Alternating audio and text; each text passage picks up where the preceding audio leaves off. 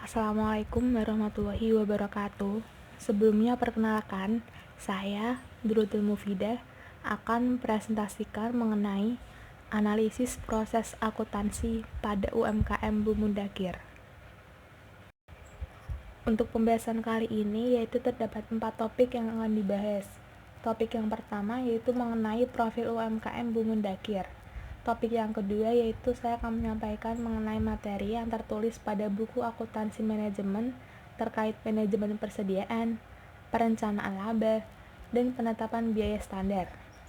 Kemudian untuk topik yang ketiga yaitu mengenai analisis proses akuntansi yang dilakukan UMKM Bumundakir. Selanjutnya untuk topik yang terakhir yaitu mengenai saran yang dapat dilakukan UMKM Bumundakir yang sesuai dengan teori yang terdapat pada buku akuntansi manajemen.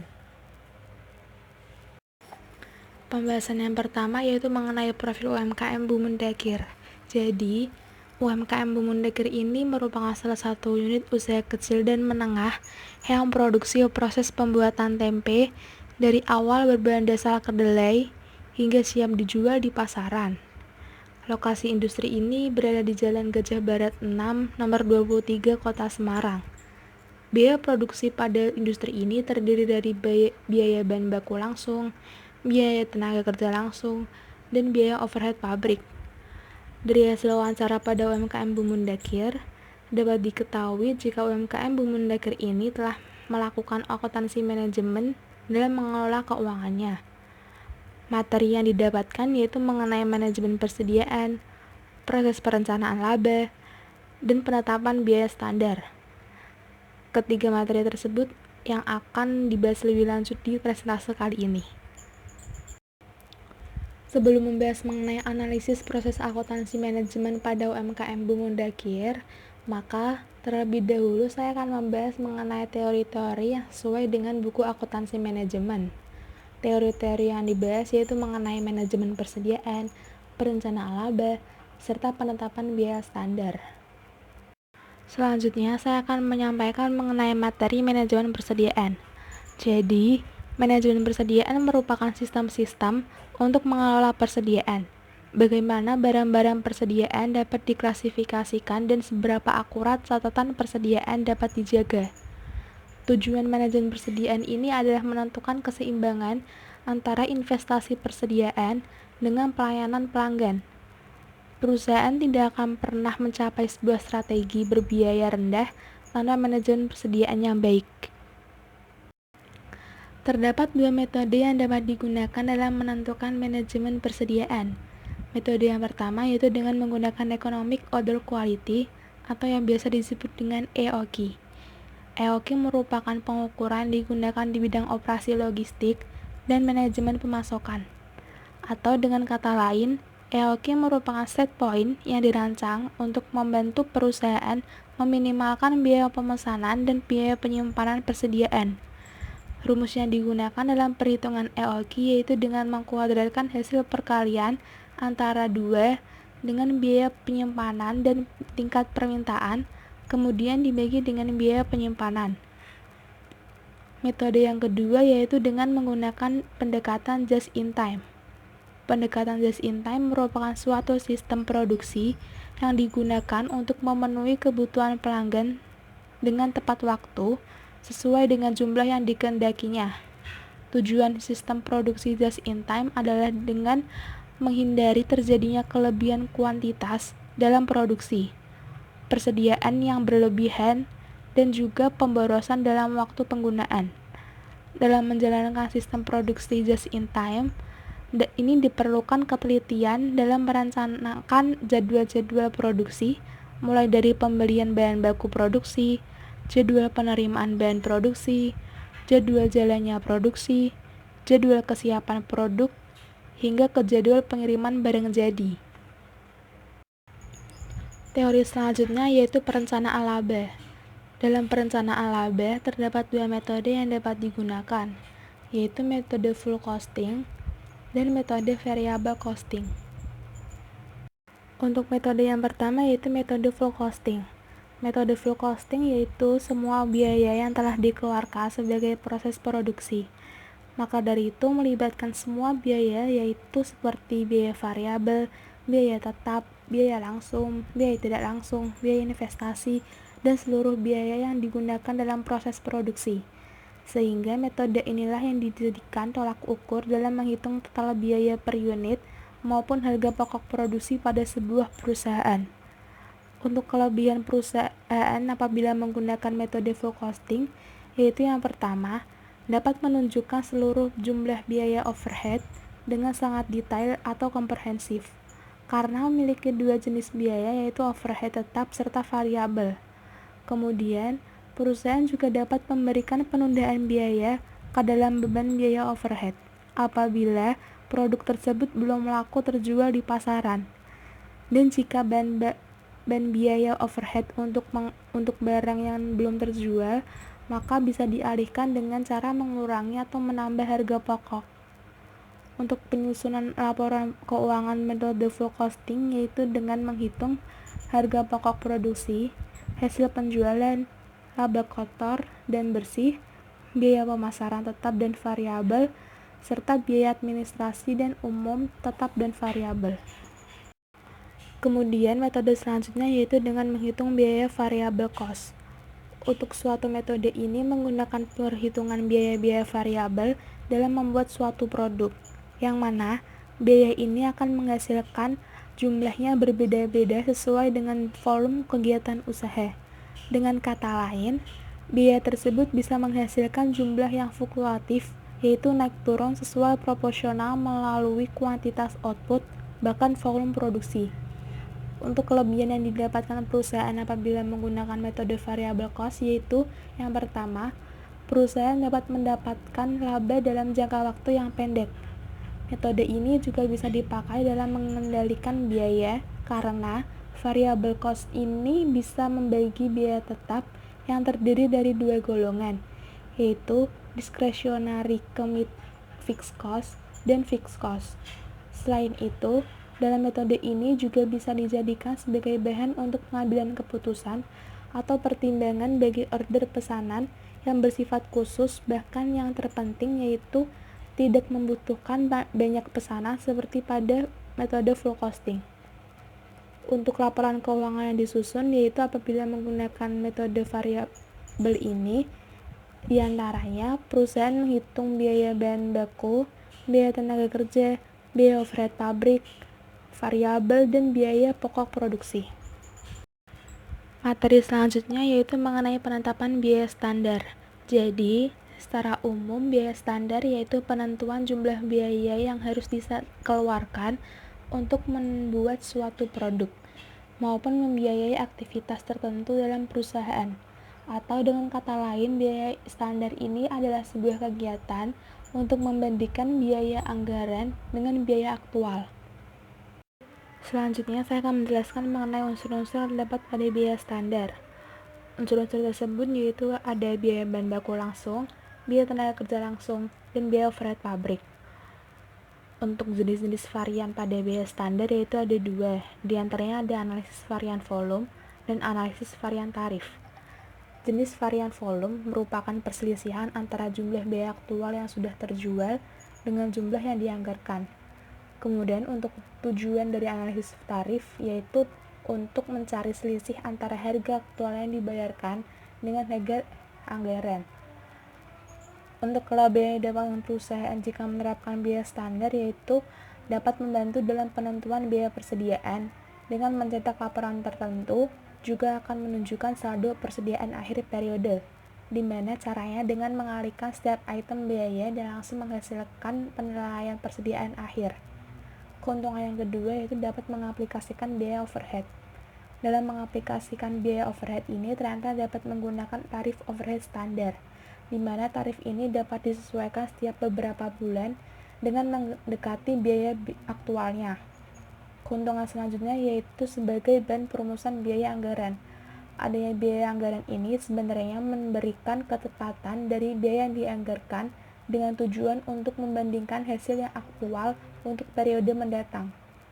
Selanjutnya, dapat memudahkan dalam membuat formulasi harga. Ketika perusahaan memiliki produk dengan harga khusus, maka sebaiknya menggunakan biaya standar untuk dijual kepada pelanggan. Setelah itu dihitung dan ditambah dengan marginnya. Kemudian, untuk penerapan dalam biaya standar, yang pertama, yaitu dengan menentukan biaya bahan baku langsung, tenaga kerja langsung, dan overhead pabrik. Sebagai cara untuk menentukan biaya tersebut, yaitu sebaiknya dengan mengalihkan tarif masing-masing dengan kuantitas, yaitu dalam unit atau jam.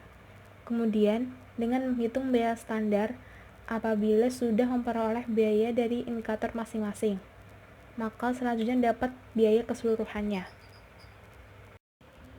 Setelah membahas mengenai teori pada buku akuntansi manajemen, selanjutnya saya akan menyampaikan mengenai analisis proses akuntansi yang dilakukan UMKM Bumendagir melalui proses wawancara. Pada manajemen persediaan bahan baku yang dilakukan UMKM Bumendagir ini cukup dapat memperlancar proses produksi serta barang jadi yang dihasilkan dapat menjamin efektivitas kegiatan produksi tempe. Adapun sistem persediaan barang baku UMKM Bumendagir ini meliputi jumlah bahan baku, harga bahan baku, biaya pemesanan, dan biaya penyimpanan. Untuk jumlah bahan baku kedelai yang dipesan berupa kedelai impor dengan jumlah per pemesanan yaitu sebanyak 5,58 ton kedelai yang dilakukan sebanyak 1 kali pemesanan per bulan. Dengan demikian, total kedelai per pemesanan yaitu sebanyak 5,58 ton kedelai per bulan. Sedangkan untuk ragi, jumlah per pemesanan yaitu sebanyak 20 kg ragi yang dilakukan sebanyak 1 kali per pemesanan per bulan. Maka dari itu, total ragi per pemesanan yaitu sebanyak 20 kg ragi per bulan. Dikarenakan jumlah pengiriman kedelai sebanyak 5,58 ton dan harga beli kedelai sebanyak 7.500.000 per tonnya, maka total harga kedelai dalam 1 bulan yaitu sebanyak 47.988.000. Sedangkan untuk bahan baku yang lain yaitu ragi, jumlah pengiriman ragi dalam sebulan sebanyak 20 kg dan harga beli ragi sebanyak 25.000 per 1 kg. Maka dari itu total ragi dalam sebulan sebanyak 500.000 per bulan. Untuk biaya pemesanan UMKM Bumendagir ini dikeluarkan untuk memperoleh bahan baku kedelai. Berdasarkan hasil wawancara diketahui bahwa komponen biaya pemesanan yang dikeluarkan UMKM Bumendagir ini adalah biaya tarif pulsa bicara sebesar 6.000, biaya SMS sebesar 2.000, dan biaya bongkar muat sebesar 220.000.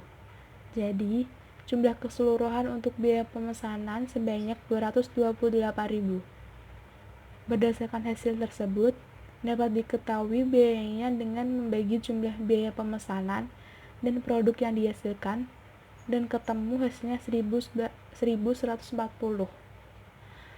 Untuk biaya penyimpanan bahan baku merupakan salah satu biaya yang digunakan untuk menyimpan bahan baku kedelai pada gudang dalam jangka waktu tertentu. Pada proses biaya pemesanan UMKM Bumendagir ini dapat dilihat pada tabel.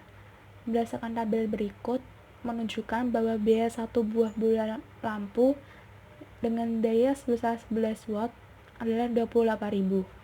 Dengan umur ekonomis 12 bulan, untuk biaya listrik untuk pemakaian lampu di gudang penyimpanan adalah sebesar 10.000 selama 1 bulan. Untuk pembelian terpal digunakan sebagai pengalas bahan baku kedelai yang ada dalam karung dengan biaya sebesar 200.000 dengan umur ekonomis 6 bulan. Selanjutnya, untuk seng yang digunakan sebagai dinding pembatas antara gudang dan tempat memproduksi dengan biaya sebesar 342.000. Jadi, total biaya penyusutan selama bulan September sebesar 44.950. Jadi, biaya penyimpanan kedelai per kilogram diperoleh dari hasil bagi antara jumlah biaya penyusutan dalam gudang penyimpanan per bulan sebesar 44.950 dengan jumlah persediaan bahan baku kedelai 1 bulan yaitu sebanyak 5.000 kg. Sehingga Total biaya penyusutan dalam ruangan penyimpanan kedelai per unit yaitu sebesar 8.055. Selanjutnya, saya akan menjelaskan mengenai rincian mengenai besarnya kuantitas pembelian bahan baku kedelai, biaya pemesanan, dan biaya penyimpanan bahan baku kedelai per kilonya, dan tingkat produksi per bulan pada UMKM Bumendakir dapat dilihat pada tabel berikut. Setelah melakukan perhitungan dalam UMKM Bumendakir ini, maka dapat menunjukkan bahwa jumlah persediaan bahan baku kedelai pada UMKM Bumendakir ini per bulannya sebanyak 5 ton. Dengan demikian, jumlah persediaan bahan baku kedelai yang ekonomis yaitu dapat dihitung dari hasil analisis EPK dengan hasil pemesanan bahan baku yang didapatkan yaitu 30,75 per bulan. Berdasarkan hasil tersebut, dapat diketahui bahwa UMKM Bumendakir ini dengan menambah jumlah produksi tempe agar bahan baku di gudang tidak menumpuk sehingga bisa memenuhi keinginan konsumen. Untuk hasil pemesanan yang dihitung menggunakan analisis EOQ per bulannya sebesar 13 per bulan. Sedangkan untuk biaya penyimpanan per unit bahan baku kedelai yaitu sebesar Rp99 dan untuk frekuensi pesanan per N yaitu sebesar 3,18 atau 3 kali. Berdasarkan hasil di atas, maka dapat disimpulkan bahwa persediaan bahan baku kedelai pada UMKM Bumendakir ini sudah dinilai ekonomis. Analisis selanjutnya yaitu mengenai perencanaan laba pada UMKM Bumendakir. Sebelum melakukan perencanaan laba, maka terlebih dahulu untuk menentukan biaya produksi yang ada dalam UMKM Bumendakir dengan membebankan unsur-unsur biaya produksi yang bersifat variabel saja. Adapun unsur-unsur biaya variabel yaitu biaya bahan baku langsung sebesar Rp46.256.000, biaya tenaga kerja langsung sebesar Rp3.100.000, dan biaya overhead variabel sebesar Rp6.332.076. Maka dari itu, jumlah total biaya produksi variabel sebesar Rp55.688.076. Berdasarkan tabel berikut, maka dapat dihitung besarnya harga pokok produksi tempe pada UMKM Bumendakir, yaitu sebesar Rp3.992 yang diperoleh dengan membagi jumlah harga pokok produksi dengan volume produksi. Selanjutnya, dapat dihitung juga total penerimaan sebesar Rp59.985.000. Kemudian, untuk total biaya yang dikeluarkan UMKM Bumendakir ini dengan menjumlahkan total biaya produksi dengan total biaya non-produksi sejumlah Rp58.888.076. Kemudian, setelah mengetahui beberapa perhitungan yang dihitung pada slide sebelumnya, maka dapat dihitung proses perencanaan laba pada UMKM Bumendakir. Laba yang diperoleh pada home industri tempe ini lebih besar Rp70.582.500. Hal ini dikarenakan UMKM Bumendakir ini tidak memasukkan biaya seperti pajak, penyusutan gedung, penyusutan mesin, dan penyusutan kendaraan. Penting diketahui mengenai persentase keuntungan yang diharapkan sehingga pemecahan dalam menetapkan keuntungan yang tidak terlalu tinggi atau terlalu rendah, karena dengan persentase keuntungan yang terlalu tinggi akan menyebabkan kerugian bagi perusahaan pada jangka panjang dan bisa membuat konsumen beralih pada usaha yang lain yang sejenis. Sedangkan laba yang diperoleh tidak sesuai dengan apa yang diharapkan oleh UMKM Bumendakir.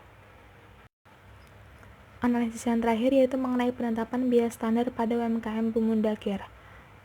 Pada tabel berikut, dapat diketahui bahwa selisih antara biaya standar dan biaya aktual pada biaya bahan baku langsung mengalami keuntungan sebesar Rp2.232.000.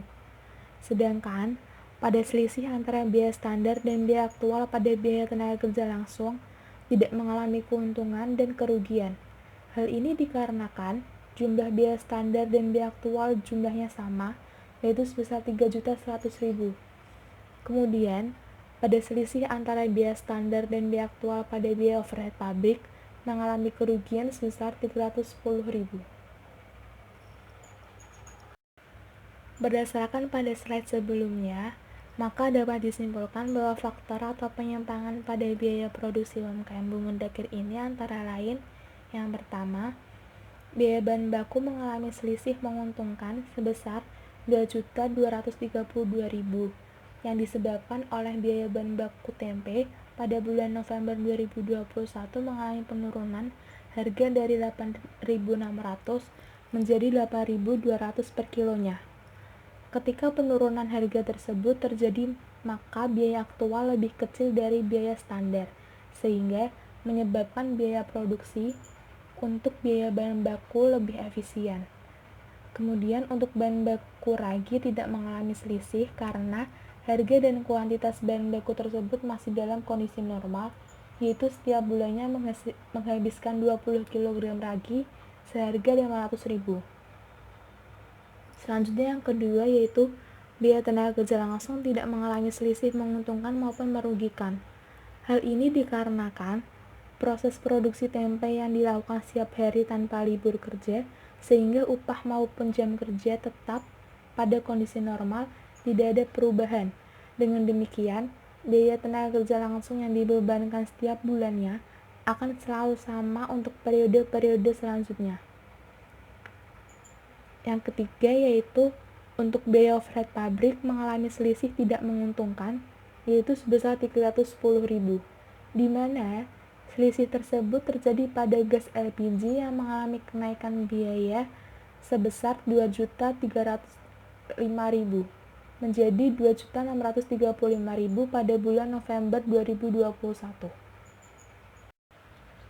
Setelah melakukan analisis terhadap UMKM Bumundakir terkait beberapa materi akuntansi manajemen yang dilakukan dengan proses wawancara, maka selanjutnya saya akan memberikan saran kepada UMKM Bumundakir dengan harapan dapat bermanfaat dalam proses penyusunan akuntansi.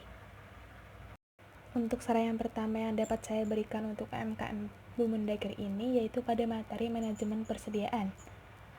Untuk meningkatkan efisiensi dalam produksi tempe, sebaiknya UMKM Bumundakir ini dapat menggunakan metode EPK karena dilihat dari perhitungan menggunakan metode EPK memberikan keuntungan yang lebih besar dibandingkan dengan menggunakan metode EOQ. Peningkatan efisiensi dalam menggunakan bahan baku dapat meningkatkan perolehan laba yang optimal dalam produksi tempe. Selanjutnya untuk saran yang dapat saya berikan pada materi perencanaan laba yaitu dikarenakan total yang dihasilkan UMKM Bumundakir ini masih cukup rendah karena tidak memperhatikan biaya penyusutan mesin dan penyusutan gedung, maka saran yang dapat saya berikan yaitu dengan menambahkan biaya penyusutan mesin dan penyusutan gedung. Selanjutnya untuk harga pokok produksi per unit pada UMKM Bumundakir ini sebesar 3.992 per unit. Harga pokok produksi tersebut juga nilainya masih kecil, maka saran dapat saya berikan yaitu dengan menggunakan metode full costing dalam penetapan harga pokok produksi. Saran yang dapat saya berikan pada materi penetapan biaya standar yaitu dikarenakan UMKM Bumundakir ini merupakan usaha kecil menengah yang setiap harinya melakukan produksi tempe, maka dari itu ketika proses produksi dilakukan setiap hari, maka kenaikan atau penurunan harga bahan baku dan item biaya lainnya harus lebih efektif dalam menganalisa perubahan yang terjadi agar selisih yang tidak menguntungkan dapat ditekan atau masih dalam batas kewajaran. Kemudian, ketika terjadi kenaikan harga, lebih bisa mencari solusi agar tempe tetap terjual dan usaha ini tetap berlanjut untuk kedepannya. Kemudian, penerapan biaya standar tetap dapat dilakukan agar biaya produksi untuk periode selanjutnya mempunyai gambaran biaya produksi masa lalu, sehingga biaya produksi dapat ditekan atau tidak melebihi biaya standarnya. Dan saran yang terakhir yaitu biaya yang telah distandarkan atau yang menjadi biaya standar ini sebaiknya dievaluasi kembali dalam jangka waktu tertentu. Mengingat harga bahan baku dan biaya overhead yang dapat berubah-ubah sesuai kebutuhan dan kondisi yang terjadi, sehingga ketika terjadi selisih yang tidak menguntungkan, bisa ditindaklanjuti secepatnya, sebagai upaya perbaikan dan tingkat keakuratan penerapan biaya standar dapat meningkat. Sekian presentasi dari saya, kurang lebihnya mohon maaf. Wassalamualaikum warahmatullahi wabarakatuh.